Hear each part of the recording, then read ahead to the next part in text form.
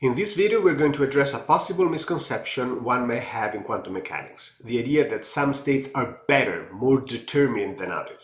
This is never said explicitly, but there are enough features of quantum mechanics that may mislead you in that direction. For example, let's look at the uncertainty principle. By the way, uncertainty principle is actually a bad name because it misleads you to think it's about measurement. Indeterminacy principle would be a better name. And supposedly that's the word Heisenberg used in his paper, and that is how it is translated into Spanish and Italian, though in English was translated differently, but one misdirection at a time. The uncertainty principle is an inequality. Therefore, some states fare better than others. Some states tell us position and momentum better than others. This leads us to think that some states are more determined than others, but that's not the case. And we'll also see that once we understand what's going on, we can set up a sort of classical uncertainty principle that helps us understand quantum mechanics a bit better. But one thing at a time. Let's first discuss a useful mathematical trick. Suppose we have to state psi and phi. We can always, at least mathematically, find a unitary transformation U that changes psi into phi. And we can see how this works. Remember that the state space is a vector space. Psi and phi, therefore, are two vectors and identify a plane. There is going to be an angle alpha between them. And we can then imagine an operator U that the only thing that it does is rotating vectors in that plane by alpha and leave the vectors in the perpendicular directions unchanged. So our unitary transformation U is just a rotation on that plane by alpha. Note that this is not the only possible unitary transformation. Other operators may do something on the vectors perpendicular to the plane, but the point is that we have at least one. We can always transform psi into phi with a unitary transformation. Now, how is that useful?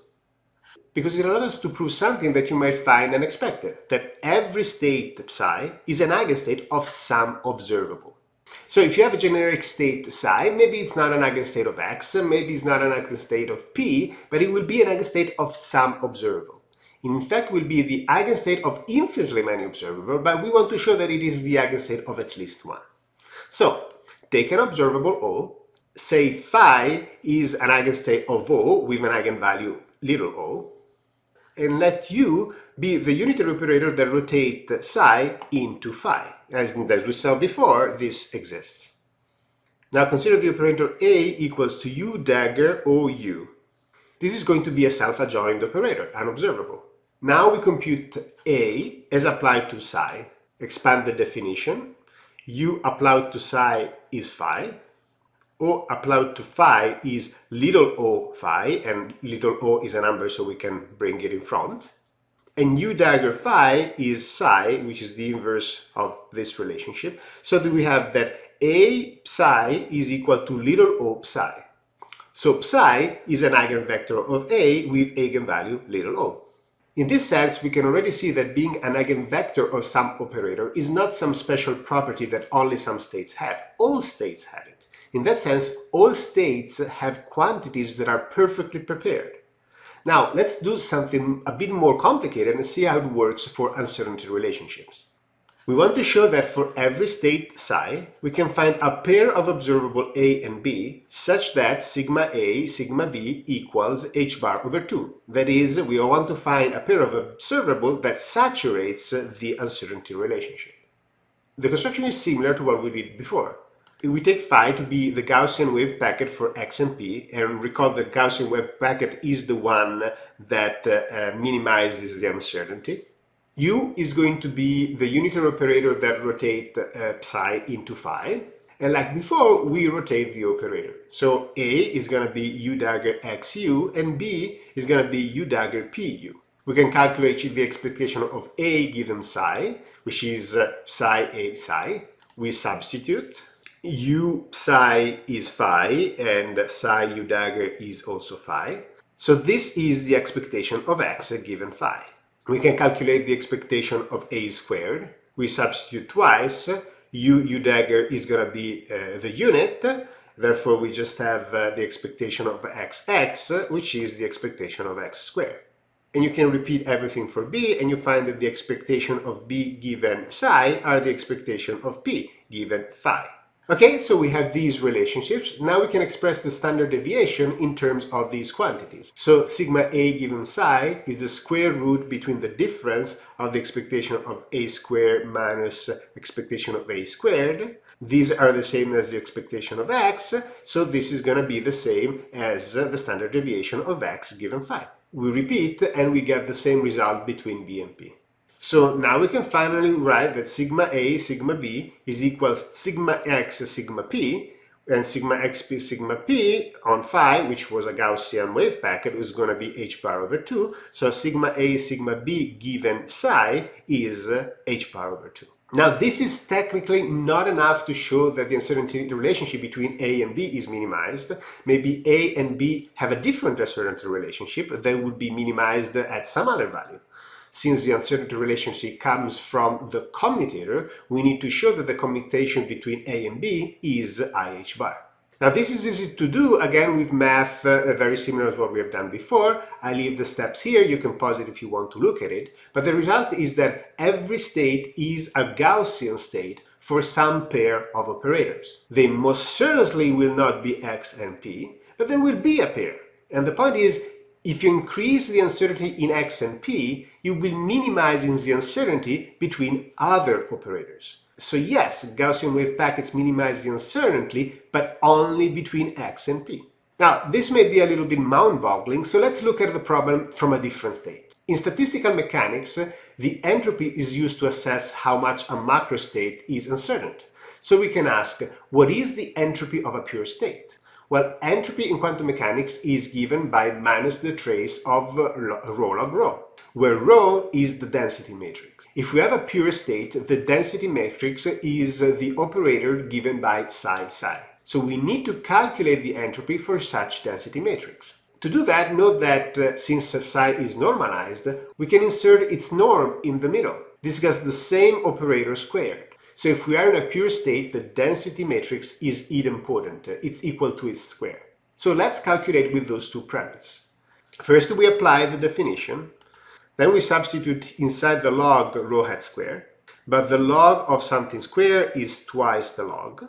The trace is a linear operator, so the 2 comes out. And trace of rho hat log rho hat is the entropy of rho hat. So we have that the entropy of rho hat is equal twice the entropy of rho hat. This means that the entropy of rho hat is 0. All pure states have the same entropy, 0. So all pure states, all vectors in Hilbert space are equally undetermined, equally imprecise because they have the same entropy. Now this is key to understanding what quantum mechanics is all about, and we can say that by creating a classical analog. If we cap the uncertainty even in classical mechanics, we can construct an uncertainty principle. Let ρ represent the distribution over classical phase space this time. The Shannon-Gibbs entropy is given by rho log rho, as calculated on phase space. And we use a natural log here because it makes taking derivative and integrating a bit easier, but it doesn't change much. Now suppose we fix the entropy to a particular value as 0. This will identify a subset of all possible probability distribution. Now intuitively we expect that we cannot make the distribution as tight as we want. We can't make the spread as small as we want. At some point, reducing the spread would mean reducing the entropy. So we ask, what is the minimum spread that we can have, having capped the entropy of a particular value? To do that, we have to use Lagrange multipliers. I'm going to go over this very quickly, so pause if you want to digest. All the steps are going to be here. And if you don't know how Lagrange multiplier works, I'm afraid you're not going to be able to follow as much. What we do is set up our minimization function, which is the product of the variance of x times the variance of p. We will have two constraints. The first constraint is that the integral of our probability distribution is going to be 1. And the second constraint is that our entropy is going to be S0. And as usual, each constraint has its own multiplier. Now we want this function to be minimized, so we want the variation of m equal to 0. M has to be stationary for a small variation of rho. So the first term is a product, so we do the variation of the first term plus the variation of the second term. The variation makes the constant disappear, so we just have the variation of the integrals. We expand the variances and we note that rho is the only thing that can vary. Note that for each term we have the integral times the variance of the other variable. For lambda 1, we just have the variation. For lambda 2, again, we have the product, so we have to do the variation of rho plus the variation over the logarithm of rho. So we take the derivatives and we collect, and we have this expression. So now the variation has to be 0 no matter what the delta rho is, so this term will have to be 0. Note that this is the only term where rho appeared, so let's move it to the other side. We can now make rho explicit by dividing by lambda 2 and using the e to the x. Let's take a closer look. The first term is a constant. The second term depends only on x, and the third term only depends on p. This is x minus the average of x squares divided by a constant. This looks like a Gaussian, and so does this.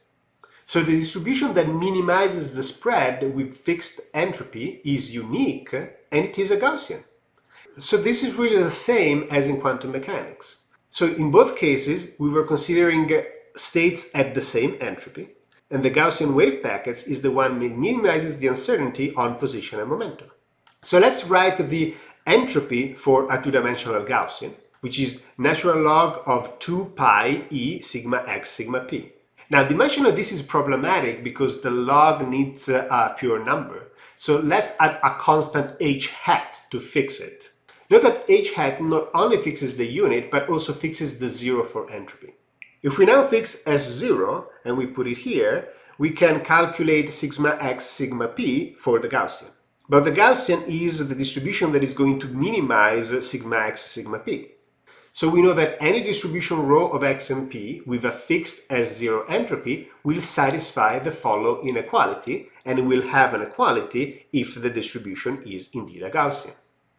So the point here is the following. A set of equally well-specified classical states, a set of states with equal entropy, obeys an inequality much like quantum states. So in retrospect, it shouldn't be surprising that quantum mechanics follows such an inequality because all states have the same entropy. So let's wrap it up. Despite the uncertainty principle may suggest at first glance, all quantum states are equally undetermined. If one state saturates the uncertainty relationship, then each state saturates a similar uncertainty relationship for a pair of observables. A pure state cannot make something less precise without making something else more precise. Another way to see this is noting that all pure states have the same entropy, 0. And the only way to have a higher entropy is with a mixed states, a statistical mixture of quantum states. And if we look at classical mechanics, the space of probability distribution with fixed entropy also satisfied a similar uncertainty relationship. If you have seen the other videos on quantum mechanics, you should see how these insights fit with all the rest. Quantum mechanics fixes the 0 for entropy, below which nothing can be said, the parts cannot be distinguished, the system is irreducible.